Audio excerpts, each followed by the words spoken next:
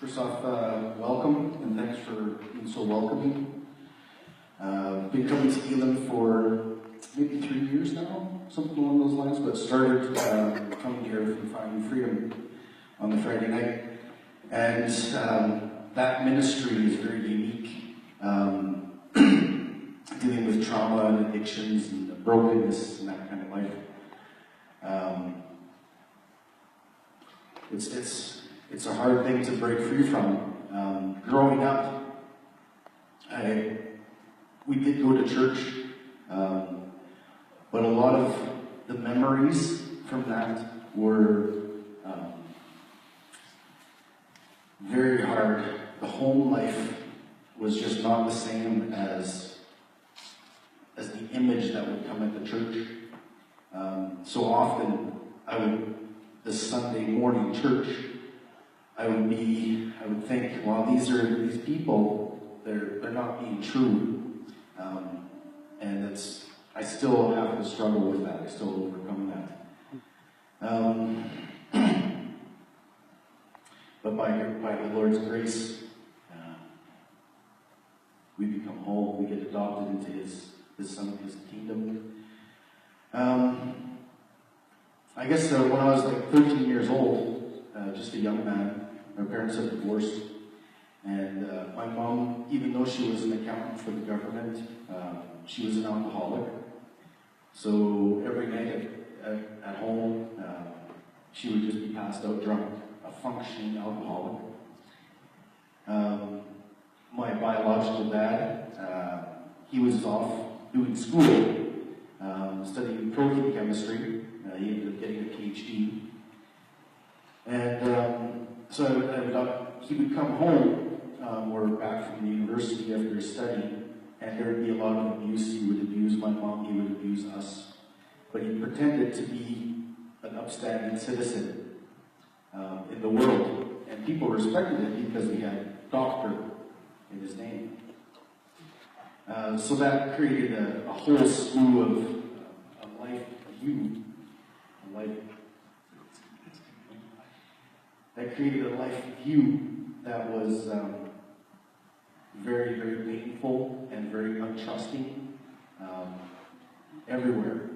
My first career ended up teaching martial arts because I didn't know how to I didn't want to get hurt anymore. I didn't want to get beat or punished or abused. So I had to learn how to defend myself the only way that I knew how at the time. So I dedicated my life to that. It was actually really easy because of all the abuse that I suffered with family, phoniness, all sorts of stuff like that, just to get up and go. And so 10 years, I basically taught martial arts. And I remember giving my life to Jesus at a camp, Cedarwood Camp, but I wasn't discipled properly as a kid. And it's so important to go to help out the children and raise them well. But my cocky attitude would come into play. I found life very easy, could think well, could be athletic, had no problems talking to people about philosophy, the doctors, lawyers, bus drivers, didn't matter who you were. At the studio, we called it for martial arts, if you didn't keep your students, you didn't eat next week. So it was a big incentive to learn how to adapt to each person. And there was still something that was inside that I couldn't quench. No matter how many kicks I did, no matter how many push-ups, it's just something that was just unquenchable. And I would even verbalize, like we would spar sometimes with some of the instructors, some of us, and would say, first point wins or something along those lines. But I'd be cocky, and I'd say, well, we'll do this, but Jesus will fix everything when I die. And ended up getting into a relationship with one of my students, which was a kind of faux pas. But I related to her because she was kind of like a mother figure. She went through a divorce, and it reminded me of my mom. And growing up a little bit with a single mother, even though my mom would drink all the time, she was a functioning alcoholic. And this girl, who was one of my students, she just finished a divorce, finished being broken, was trying to build her up and help her. And so there's some kind of commonality in that. And anyways, ended up quitting the studio, and I felt so empty. No one to teach, no one to do with. But I guess this was God's way of really having me address my problem now. Because I kept on distracting it with things that I thought had purpose. You can do that with anything. You can do that with education, you can do that with a job, you can do that with a family. But until you go to the foot of the cross, until there's that love there, it's all empty.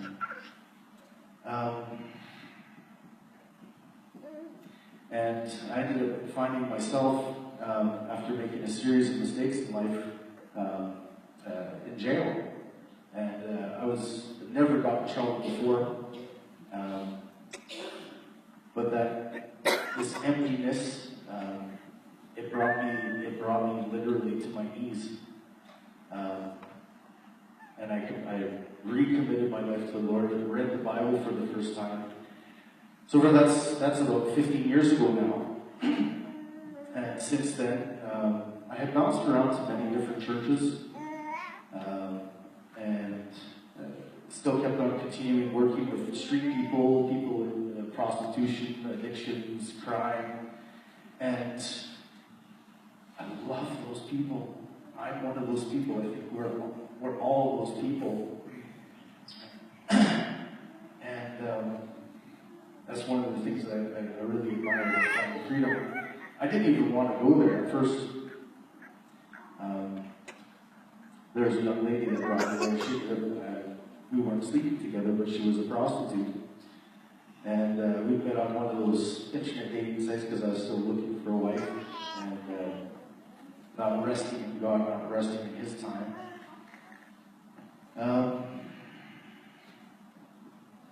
But getting to that point where I guess it's funny, this Ephesians 2. A couple of years ago, I bought a cottage. I don't have it anymore. But I was driving up to the cottage, and I was listening to CHVM. And this song came on by a band called Citizen. And I was listening to it, and it basically had these lyrics, you're children of wrath, you're children of anger, but by God's grace, you're saved, you're adopted into the family, you're a citizen of heaven. And I'd be like, that's right out of the Bible. So I researched it, took a look at it, and copied it down.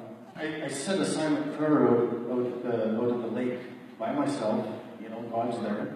I had some dogs at the time. And I said, God, I'd like to sing this song in front of a congregation. And a couple weeks later, the police chief was speaking at the church I was attending out by Grand Beach. And some people came to do a choir. And I was bouncing against churches a couple weeks later, goes by. This, one of the fellows comes up to me as this church I go to visit. And he says, you want to sing here, don't you? And I'm like, how did you know that? I didn't tell you. The only person I talked to was God.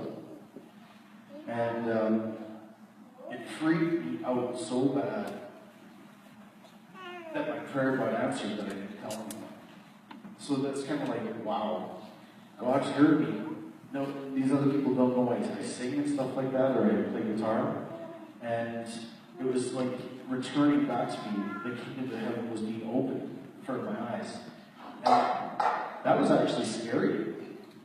Because I was at a point where I was broken and I didn't know how to act and how to operate. But I'm trying to do the Bible. I'm trying to sink it into my heart and head and just be obedient because of the stakes of life. And then your prayers start getting answered.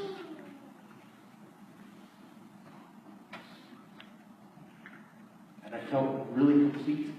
And it was just little simple things. But it made me feel this aliveness, this fire inside of where now I don't have to perform like I thought we had to as children. And this performance about, you got to be a doctor, you got to put up this image. But you could just be real, you could just be alive, and you could be yourself. And I'm really thankful for that. It's helped me out to be with you all, to be in God's family, and that's good. It's a minor story. Not that I'm anything special, but it has got me to a point where now the Lord has me working with the promise.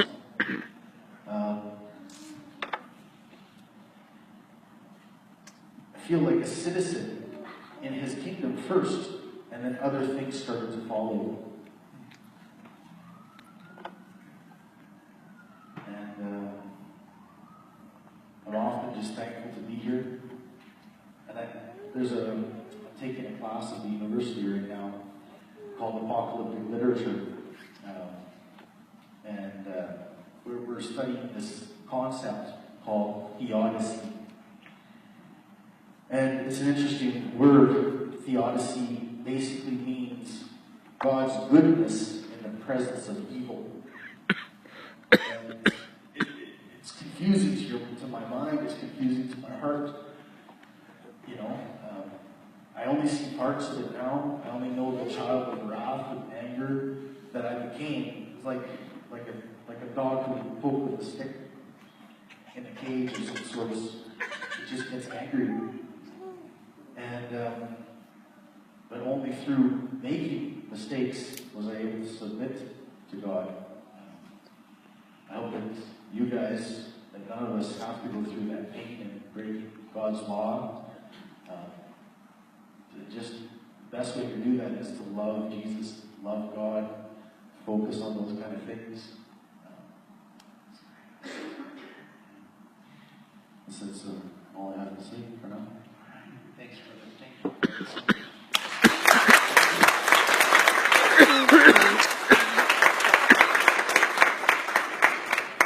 Dan, we're going to roll that song that Cory was talking about. You'll notice that the lyrics are taken directly from Ephesians 1 and 2. And I hope you're just inspired and challenged by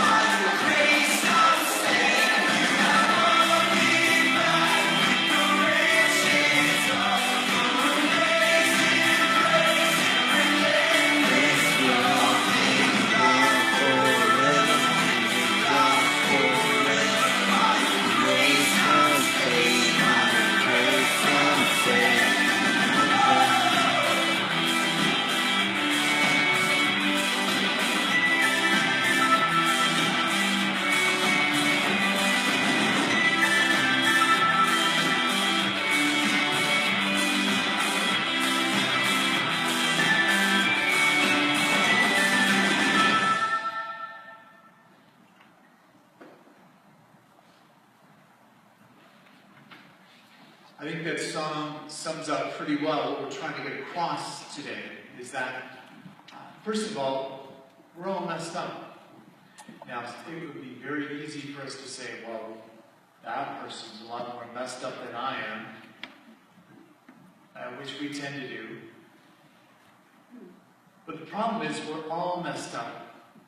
A passage that we read said we are spiritually dead because of our disobedience and many sins. We've been obeying the devil. We've been following the passionate desires and inclination of our sinful nature. Therefore, we've been subject to God's anger just like everyone else. We were messed up.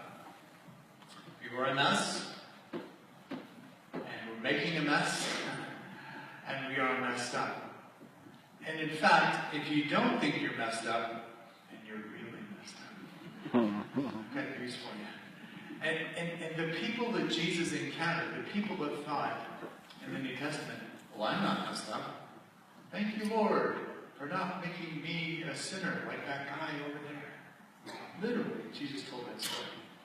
That guy was so messed up. He didn't even realize how bad he was. And Jesus came for people like that. Jesus came for people who know they're messed up, and Jesus came for people who don't know they're messed up. How many people here are messed up? Bless your hearts. You've either, no pressure, but you didn't put up your hand, you either got some kind of physical ailment or you're in denial. But I know that no one here is in denial about being messed up. That's good. So there's a problem. We're all messed up. Here's the intervention when someone has a serious problem. Loving people come and try to do an intervention. And here's the intervention that God did for us. Salvation. God acts in power and grace to set us free from the death grip of sin. Because we couldn't set ourselves free. That lump of clay doesn't all of a sudden decide, I'm going to become a beautiful pottery mug. No, it's just there. It needs to be worked on. It needs to be an intervention. Something happens. But what's even worse in our situation is where the clay metaphor falls down. We were active rebels against God. We were fighting against Him. We need to surrender.